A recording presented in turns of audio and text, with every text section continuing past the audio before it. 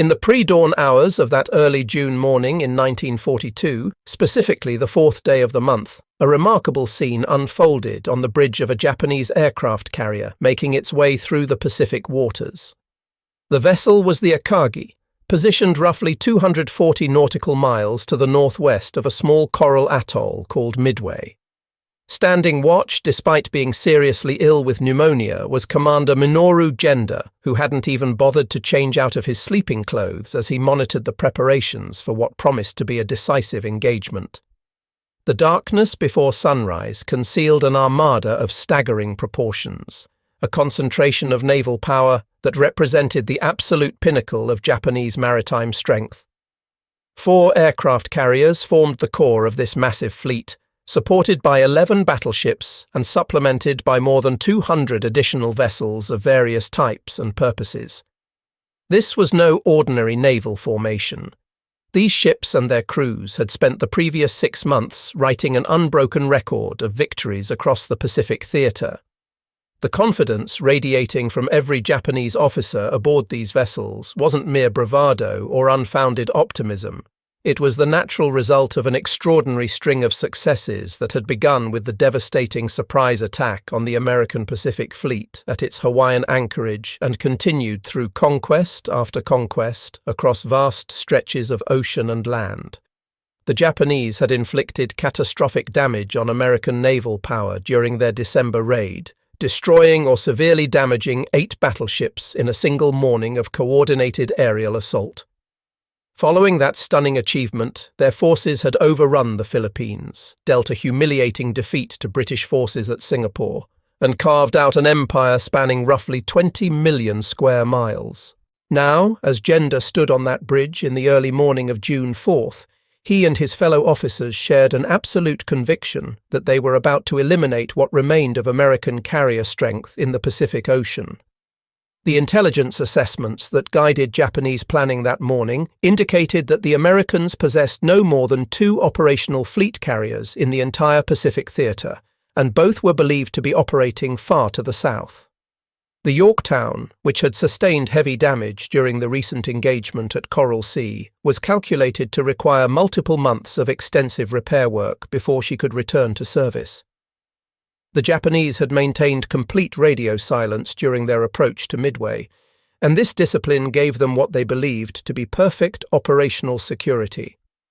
None of the officers studying charts and planning the day's operations suspected that their opponent, Admiral Chester Nimitz, had been systematically reading their encrypted communications for several weeks. American cryptographic specialists had achieved a breakthrough against the Japanese naval code designated JN-25B, providing unprecedented insight into enemy intentions and capabilities. While Genda examined his navigation charts and attack plans on the Akagi's bridge, 233 American aircraft were being methodically armed and prepared for combat operations aboard 3 aircraft carriers that Japanese intelligence believed were nowhere near Midway. Within the span of 14 hours, the Imperial Japanese Navy would experience something it had never known in this war, a decisive defeat. 4 irreplaceable fleet carriers would be lost, along with 3,057 of Japan's finest naval aviators and support personnel. The aura of invincibility that had surrounded Japanese forces would disappear as thoroughly as those burning carriers would sink beneath the waves, and with that loss would go Japan's capacity to dictate the course of the Pacific conflict. Official Japanese operational reports from the period seemed to justify their assessment that American forces were weak and disorganized. The 6 months following the Pearl Harbor attack had seen Japanese victories exceed even their own ambitious projections. Singapore had fallen along with 85,000 British and Commonwealth troops. The combined American, British, Dutch, Australian naval force had been destroyed in the Java Sea. Burma had been conquered, and each successive triumph had reinforced the growing belief among Japanese officers that their forces were inherently superior to their Western opponents. Vice Admiral Chuichi Nagumo, commanding the carrier strike force, had received some cautionary input during planning meetings. His chief of staff, Rear Admiral Ryunosuke Kusaka, had expressed concern that the Midway operation was too complex and violated fundamental principles about concentrating force at decisive points. These warnings were brushed aside by more senior commanders, who pointed out that similar concerns had been voiced before Pearl Harbor, and that attack had exceeded all expectations. The Japanese naval establishment operated under several fundamental assumptions that post-war interrogations of surviving officers would reveal to be catastrophically wrong. They believed American carriers were deployed in the South Pacific Theater, that the damaged Yorktown required at least 90 days of repair before returning to service, that American torpedo bombers had proven themselves ineffective in combat, that American pilots lacked the experience and training of their Japanese counterparts, and most critically, that their own radio silence guaranteed complete tactical surprise. Deep beneath Pearl Harbor, in a sweltering basement facility known as Station Hypo, Commander Joseph Rochefort directed a team of cryptanalysts working in oppressive heat to decode Japanese naval communications.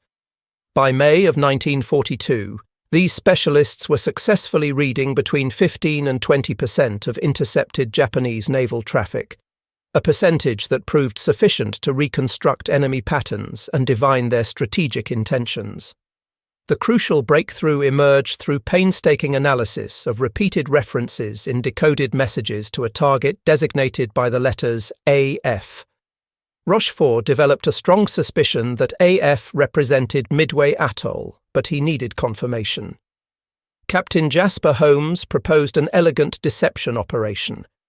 Midway was instructed to transmit an uncoded emergency message reporting problems with their water distillation equipment. 48 hours later, Japanese intelligence communications included a report transmitted in code and subsequently decoded by American cryptanalysts, stating that the air unit at AF was experiencing fresh water shortages. This confirmed beyond doubt that AF was indeed Midway. Lieutenant Commander Edwin Layton, serving as Nimitz's intelligence officer, would later provide testimony to congressional investigators describing the extent of American intelligence superiority during this period. The Americans knew not merely that an attack was coming, but precisely where the Japanese intended to strike, which routes their forces would follow, and according to what timetable they would operate. They could predict with remarkable accuracy which specific ships would arrive at particular locations at specific times. This intelligence achievement extended far beyond simply identifying Midway as the target. American codebreakers determined the complete Japanese order of battle, pinpointed the attack date as either June 4th or 5th, and even mapped out the approach routes the Japanese fleet would follow. This information allowed Nimitz to position his carrier forces to the northeast of Midway, in precisely the sector that Japanese reconnaissance patterns would cover least effectively. The Yorktown's rapid return to service demonstrated American industrial capabilities in dramatic fashion. The carrier had absorbed a bomb hit that penetrated her flight deck at Coral Sea, along with near-miss detonations that ruptured fuel tanks and caused significant structural damage. Japanese intelligence analysts estimated she would require 3 full months of yard time for repairs. The repair crews at Pearl Harbor accomplished the necessary work in 72 hours of continuous effort. Official Navy documentation records that 1,400 civilian and military workers labored without pause from May 27th through May 29th. Some repair teams actually remained aboard the carrier as she departed Pearl Harbor, continuing their work during the voyage toward Midway. The speed of this repair seemed physically impossible to Japanese planners, whose own repair facilities required weeks to accomplish similar work. This disparity in repair capability was one of many industrial advantages the Americans possessed, but which Japanese planning had failed to adequately account for. At 4:30 in the morning on June 4th, Admiral Nagumo gave the order to launch the first strike against Midway's installations.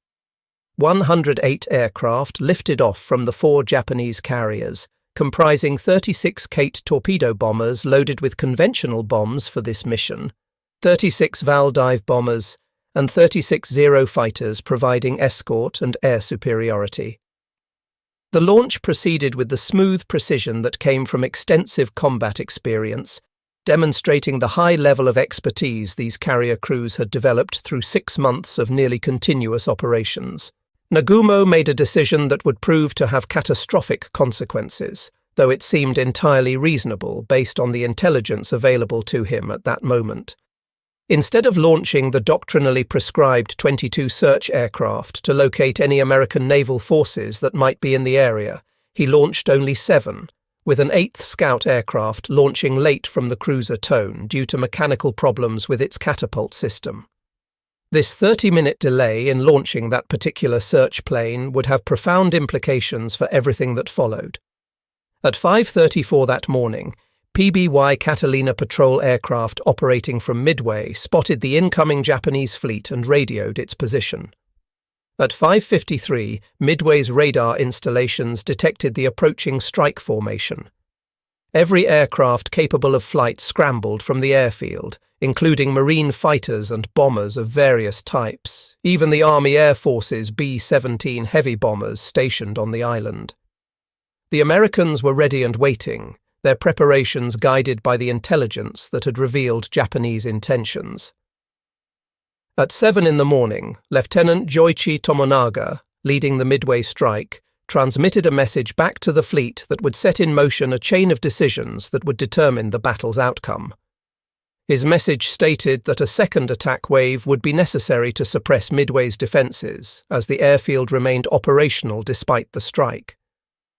Admiral Nagumo faced a critical decision. His second wave of aircraft, held in reserve aboard the carriers, were armed with armour-piercing bombs and torpedoes, the proper ordnance for attacking enemy warships. With no American fleet detected by his limited reconnaissance effort, rearming these aircraft with fragmentation bombs suitable for ground targets seemed logical. At 7:15, he gave the order to begin the rearming process. This decision, recorded in surviving Japanese operational logs, initiated chaos in the carrier's hangar decks. Proper doctrine called for bombs and torpedoes that were being removed from aircraft to be returned to the magazines deep within each ship, but time pressure led to a fatal shortcut. The removed ordnance was simply stacked on the hangar decks, creating a massive concentration of explosives in the most vulnerable part of each carrier. At 7:28, the search plane from the cruiser Tone, the one that had launched 30 minutes late due to catapult problems, transmitted a report that electrified everyone who heard it. The message reported sighting what appeared to be 10 enemy surface vessels, providing a bearing and distance from Midway. The vagueness of this report triggered frantic activity across the Japanese fleet. Were these the American carriers they feared might be in the area? At 7:45, Nagumo sent an urgent message demanding clarification of ship types. The response would not arrive for 30 critical minutes, during which the hangar decks remained cluttered with ordnance as crews worked to rearm aircraft, while simultaneously preparing to reverse course and reload anti-shipping weapons. Between 9:20 and 10:20 that morning, 3 American torpedo squadrons located the Japanese carriers and pressed home attacks that appeared suicidal to anyone watching. The obsolete TBD Devastator torpedo bombers flew straight and level at barely 120 knots, while Zero fighters, capable of 330 knots, slashed through their formations. Torpedo Squadron 8 from the carrier Hornet attacked first. 14 of the squadron's 15 aircraft were shot down within minutes. Ensign George Gay became the sole survivor, floating in the water as he watched his entire squadron destroyed. His detailed after-action report described Zero fighters making repeated passes through the American formation, methodically shooting down each aircraft, one by one. Torpedo Squadron 6 from Enterprise lost 10 of 14 aircraft. Torpedo Squadron 3 from Yorktown lost 10 of 12.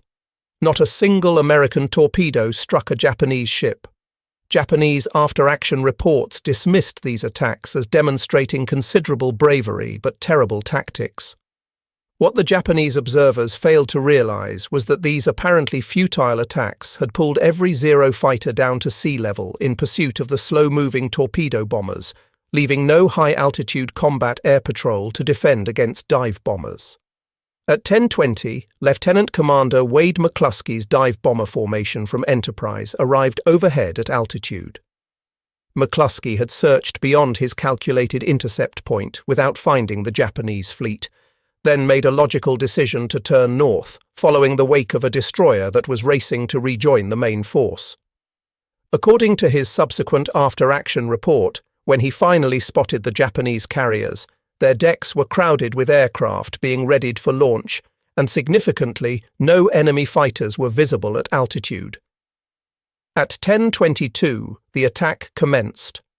Lieutenant Richard Best's 1,000-pound bomb penetrated Akagi's flight deck and detonated in the hangar deck among the hastily stacked ordnance. Within seconds, induced explosions began tearing the ship apart. Simultaneously, dive bombers from Yorktown struck Soryu, landing 3 bomb hits that transformed her into a raging inferno within 20 seconds.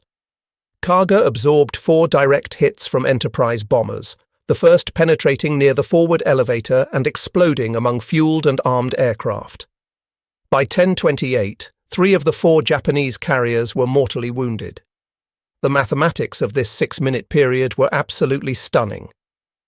Of 41 American dive bombers that attacked, only 3 were shot down. In 1/10 of an hour, the balance of naval power across the entire Pacific theater had shifted irrevocably and permanently.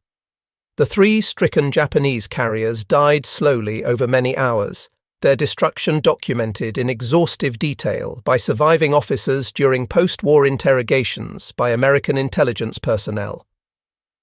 Akagi burned for nearly 12 hours before Captain Taijiro Aoki, who had remained aboard attempting to save his ship, finally received a direct personal order from Admiral Yamamoto to abandon her. At 4:50 on the morning of June 5th, Japanese destroyers fired 4 Type 93 torpedoes into the burning hulk to prevent her potential capture by American forces. She sank at 5:20 with 267 men lost. Kaga's fires proved impossible to control after her fire mains were ruptured by the bomb hits.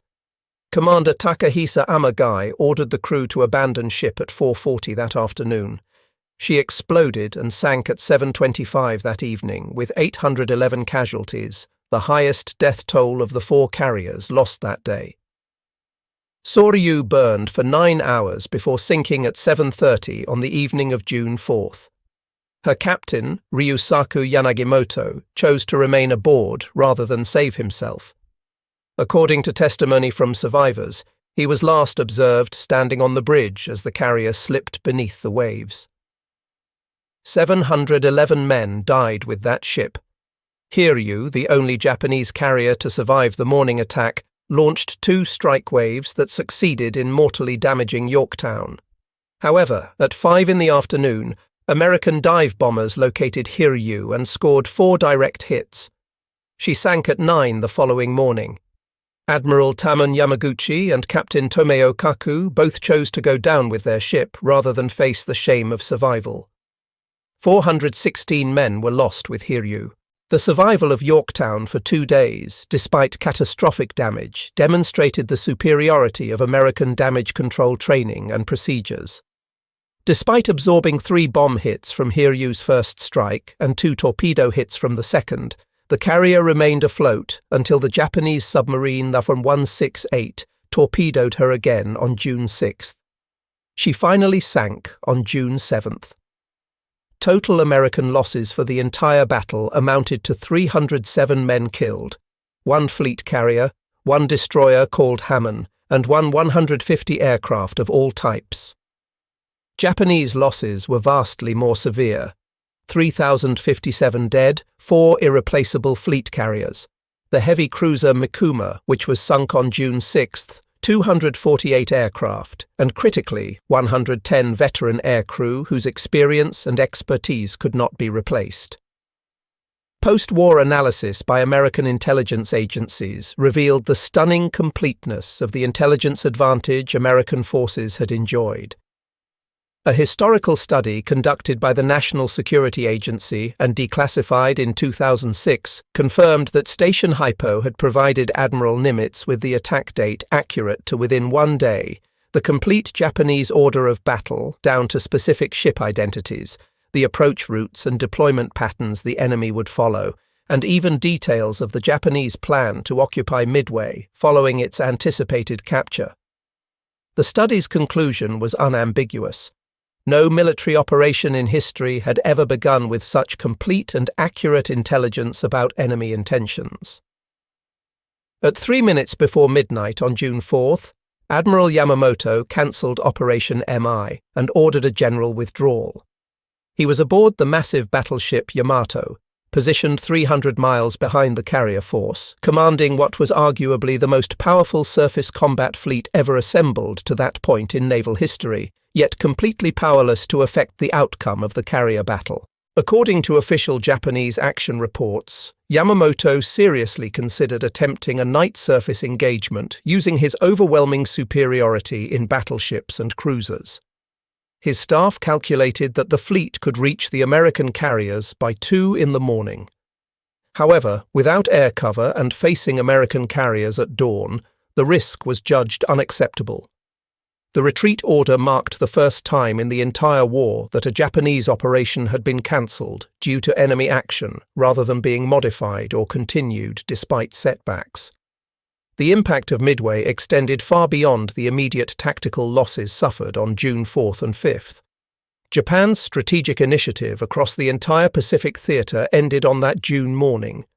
Every subsequent Japanese operation would be fundamentally defensive or reactive in nature, rather than offensive and initiative seizing.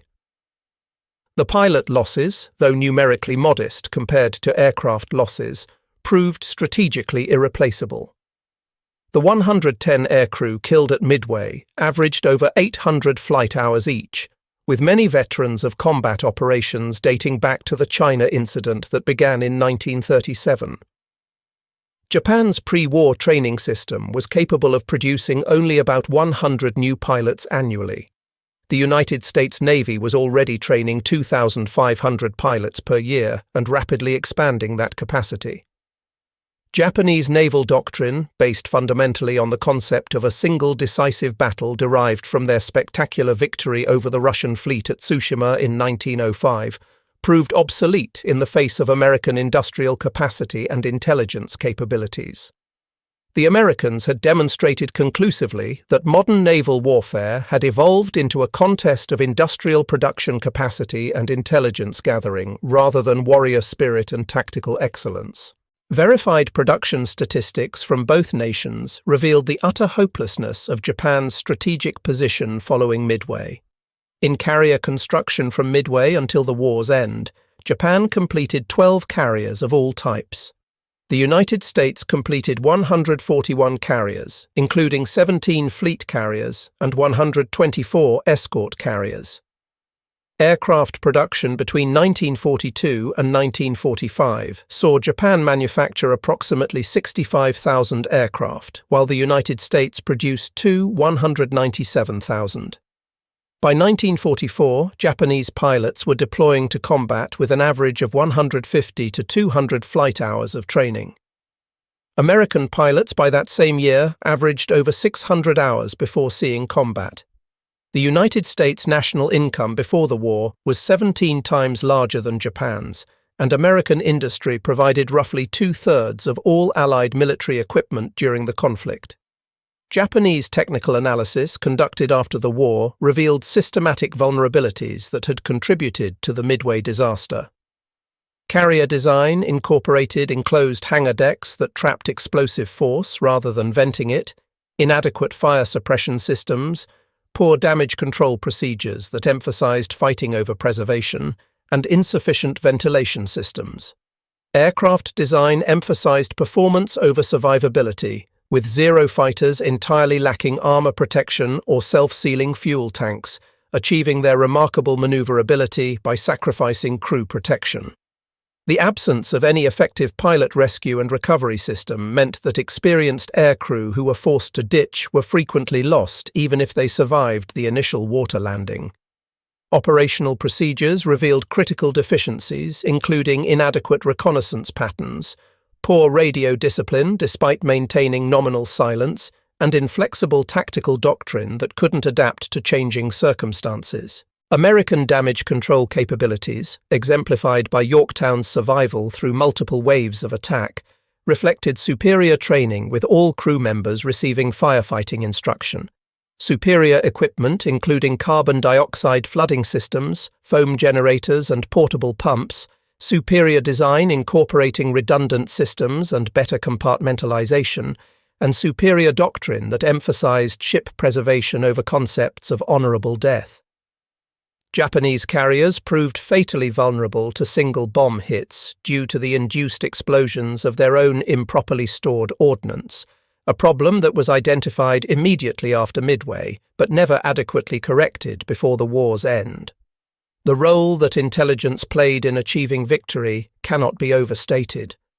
According to Admiral Nimitz's own post-war assessment, if American forces had lacked early information about Japanese movements and if carriers had been caught dispersed across the Pacific, the Battle of Midway would have ended with a very different result. Station Hypo's achievement went well beyond the technical accomplishment of breaking enemy codes. They provided actionable intelligence that enabled precise positioning of American carriers in the optimal location, thorough preparation of Midway's defensive installations, conservation of scarce resources by avoiding Japanese feint operations, and achievement of tactical surprise despite significant numerical inferiority. Post-war interrogations of surviving Japanese officers revealed multiple command problems that had contributed to the defeat. Inadequate reconnaissance was not a matter of bad luck but of inadequate doctrine as confirmed in multiple action reports. Nagumo's vacillation over the rearming decision was confirmed by testimony from multiple witnesses. The failure to launch available aircraft when the fleet came under attack reflected doctrinal rigidity. Poor coordination with supporting battleship and cruiser forces meant those powerful surface units contributed nothing to the carrier battle. Strategic errors included creating an overly complex operational plan that required perfect timing across multiple widely separated forces, dividing forces to conduct the Aleutian operation simultaneously with Midway, systematically underestimating American capabilities across multiple dimensions, and ignoring intelligence warnings about increased American radio traffic in the days before the operation. The loss of veteran pilots at Midway triggered a cascading effect that was thoroughly documented in Japanese training records. Before Midway, Japanese pilot training involved 500 to 700 hours spread over approximately 2 years. The post-Midway emergency program reduced this to 150 to 200 hours, compressed into 4 months. By 1944, some pilots were being deployed to combat units with under 100 hours total flying time. American pilot quality improved continuously throughout the war, with training averaging 400 hours in 1942, increasing to 500 hours in 1943, and exceeding 600 hours by 1944. The experience gap became literally insurmountable.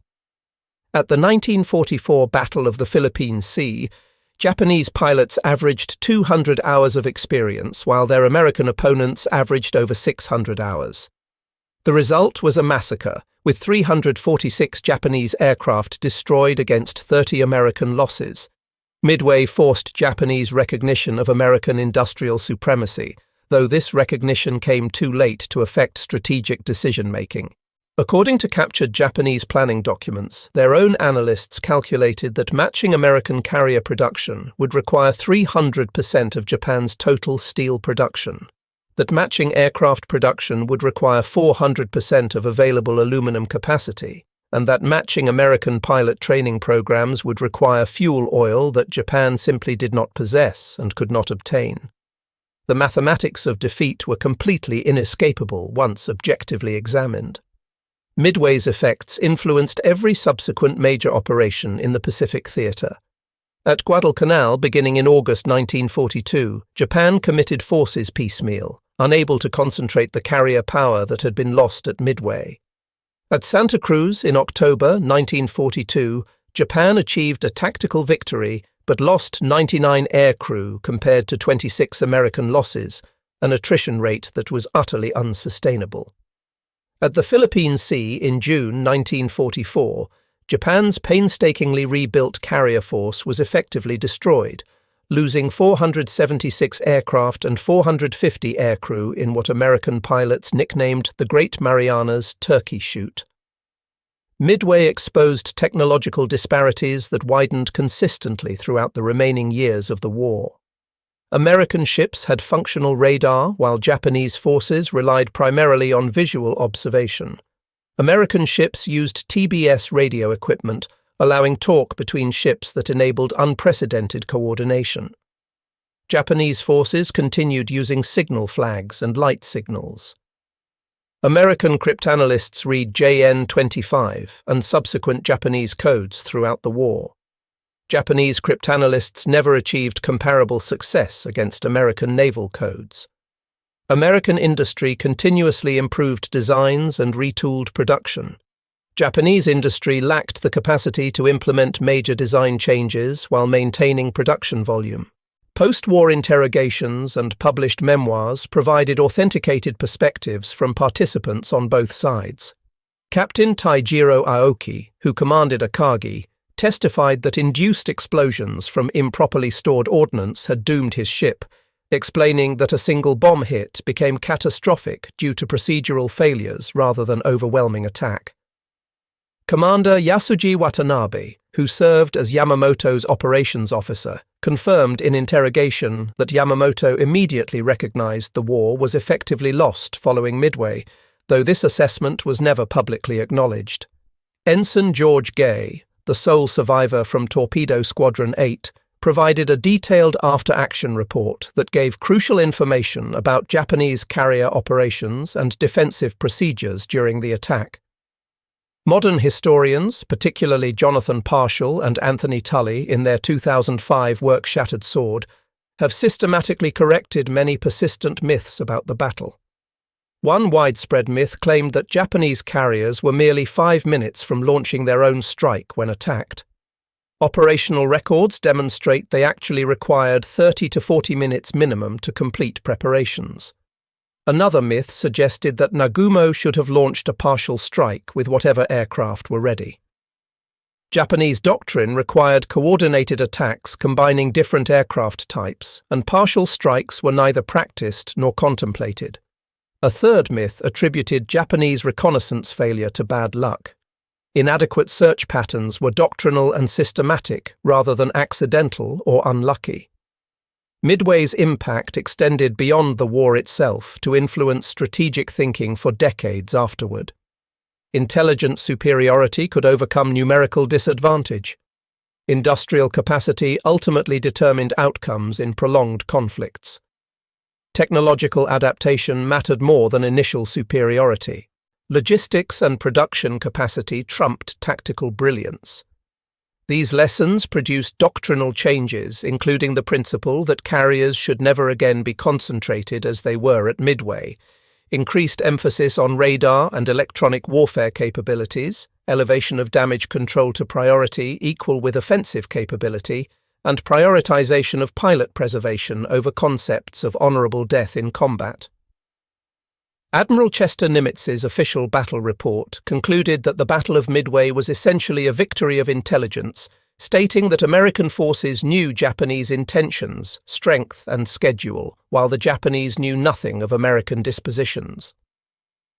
Japanese naval historian Mitsuru Yoshida wrote in his analysis that after Midway, Japanese forces were defending rather than offending, and that the truly decisive Battle of the Pacific War had been fought on June 4, 1942.